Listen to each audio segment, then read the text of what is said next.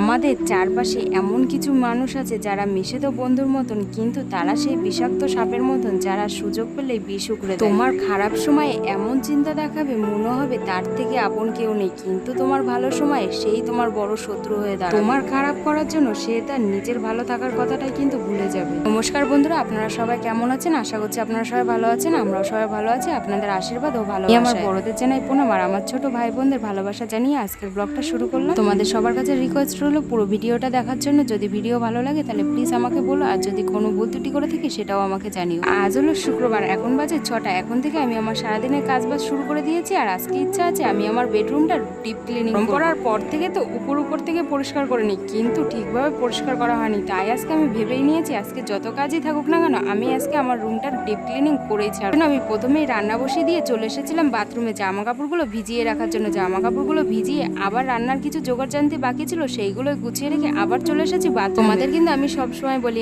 আমার এক টাইমে একটা কাজ করলে কিন্তু কখনই হয় না। আমি সবসময় দুই দিকে কাজ করার চেষ্টা করি। রান্না বসিয়ে আমি বাথরুমের কাজগুলো কিন্তু সবসময় সেরে নিই। কাজ বলতে কিন্তু বাসন মাজা, জল ভরা এইগুলোকেই আমি বুঝিয়েছি। আর এইখানে এত কাজ করতে করতে আমার জলটা চলে গেছিল, যার জন্য আবার পরে জামা কাপড়গুলো আমার কাচতে হয়েছে। কেচে দেখো আমি একবারে সবগুলো ছাদে নেড়ে দিচ্ছি। কিন্তু আমি রান্নার পিছনে খুব একটা সময় দিতে পারিনি, আর রান্না বলতেও কিছু একটা ছিল না। আমি করেছি আজকে পাট শাক দিয়ে ডাল, পটল আলুর তরকারি আর ঝিঙা ভাজা ডিম। যেহেতু অনেকগুলো জামা কাপড় ছিল তাই আর নিচে নাড়িনি, একবারে ছাদে নিয়ে এসেছি। যদি বাই চান্স বৃষ্টি নেমে যায় সেই ভাই কিন্তু ছাদে নিয়ে আসা যে তাড়াতাড়ি করে শুকিয়ে যাবে। আজকের ওয়েদারটা খুব একটা ভালো না, কারণ একবার রোদ উঠলে পরেক্ষণই আবার মেঘলা হয়ে যাচ্ছে।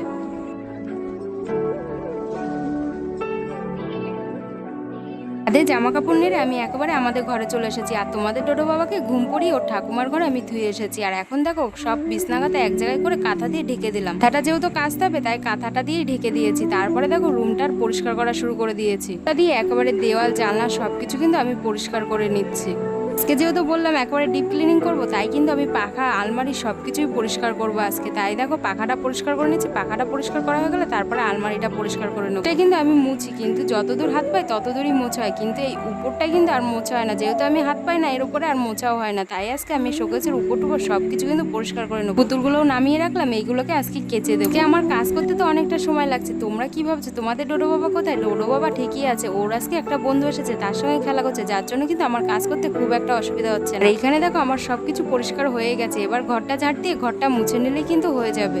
আজকে আমি আমার ভিডিওর শুরুতেই তোমাদের কিছু নেগেটিভ কথা বলেছি, তার জন্য তোমাদের সবাইকে জানাই সরি। কেন বলো তো, এই কথাগুলো বলতে ইচ্ছা হয় না, তবু কিছু কিছু মানুষের ব্যবহারে না আমাকে বলতে বাধ্য করে। আমার সঙ্গে কিছু মানুষ মিশেছিল তো বন্ধুর মতন, কিন্তু সুযোগ পেয়ে আমার সঙ্গে এতটা অসৎ ব্যবহার করেছে আমি সেগুলো কল্পনাও করতে পারি না। বন্ধু যখন শত্রুতে রূপান্তরিত হয় না সেটা কিন্তু অনেক বেশি কষ্টের হয়। আমি আজকে সেই উপলব্ধি করতে পেরেছি বলেই আজকে তোমাদের এত কথা শেয়ার করতে হলো। যাই হোক বন্ধুরা, দুঃখ কষ্ট নিয়েই কিন্তু জীবন। আমি আমার জীবনে আগাতে শিখে গেছি, আমার জীবনে কিছুটা কষ্ট দিয়ে গেছে আর কিছু মানুষ চেনাতেও শিখিয়ে গেছে।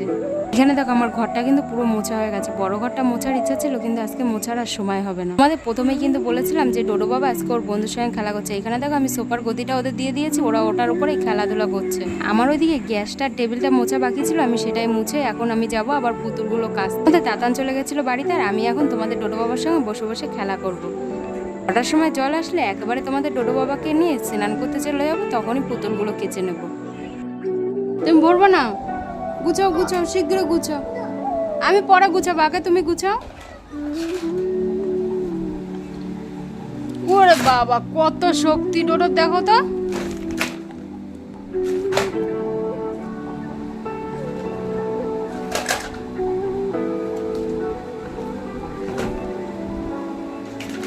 তোমার গায়ে কি হেভি শক্তি? এটা তোমার শক্তি দেখিয়ে দাও। তুমি আজকে ভাত খেয়েছো ডোডো?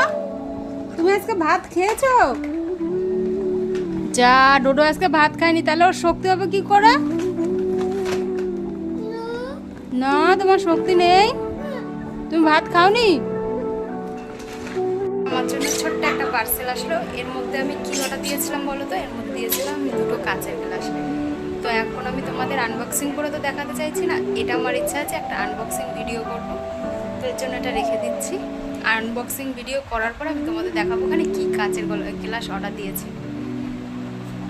হেবি সুন্দর, মানে এটা আমার খুব প্রয়োজন ছিল এই কাচের গ্লাসটা, তো তার জন্য অর্ডার দেওয়া। আমি যেহেতু মোহিত টাইপের ভিডিও করি ওইখানে কিন্তু একটুখানি সুন্দর গ্লাস না হলে হয় না, আর আমার কাছে এক ধরনের গ্লাস ছিল তো বারবার একই ক্লাস নিশ্চয়ই তোমাদের দেখতে ইচ্ছা করবে না, তার জন্যই কিন্তু আমি এই ক্লাসটা অর্ডার দিয়েছিলাম।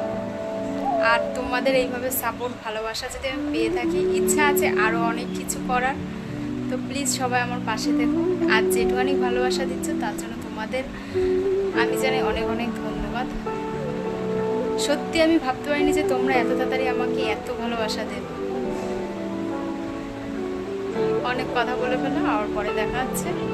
দেখো সারাদিনের কাজ বাজ সেরে এখন বসেছি ডোডোকে নিয়ে। কেন বলো তো, তোমাদের ডোডো বাবা আজকে কিছুতেই দুপুরে ঘুমাতে চাইছে না। আজকে আমি আমার খাওয়া দাওয়ার কোনো ভিডিও দিতে পারিনি। আজকে কাজ করতে করতে এতটাই বেলা হয়ে গেছিলো, আমার খুবই খিদা পেয়েছিল, যার জন্য আমি কাজ করে স্নান করে ফট করে খেয়ে নিয়েছি। তোমাদের ডোডো বাবাকে নিয়ে একটুখানি শুয়েছিলাম যে ওকে ঘুম পড়াবো বলে, কিন্তু ও তো কিছুতেই ঘুমাবে না, উল্টে চোখ খুলে দুষ্টুমি করেই যাচ্ছে। তারপরে ওকে নিয়ে বাইরে সোফায় বসে রয়েছে, ও এখন খেলা করুক আর আমি এখানে বসে থাকি। এইখানে দেখো ও কত দুষ্টুমি করছে, ওকে বারবার বলছি তুই এত বড় বড় চোখ করিস না, তুই প্লিজ একটুখানি ঘুমা। আজকে বলেই রেখেছে মা আমি আজকে ঘুমাবো না, তুমি যত যাই বলো না কেন। তাই দেখো ও দুষ্টুমি করেই যাচ্ছে। আর আজকে জানি না ও ক্যামেরার সামনে এমন কেন করছে, আমার কিন্তু খুবই হাসি পাচ্ছিল। আমি তো ক্যামেরার সামনে আসলে প্রায় টাইমই দৌড় দিয়ে চলে যাই, কিন্তু আজকে ও ক্যামেরা দেখে খুবই খুশি হচ্ছিল।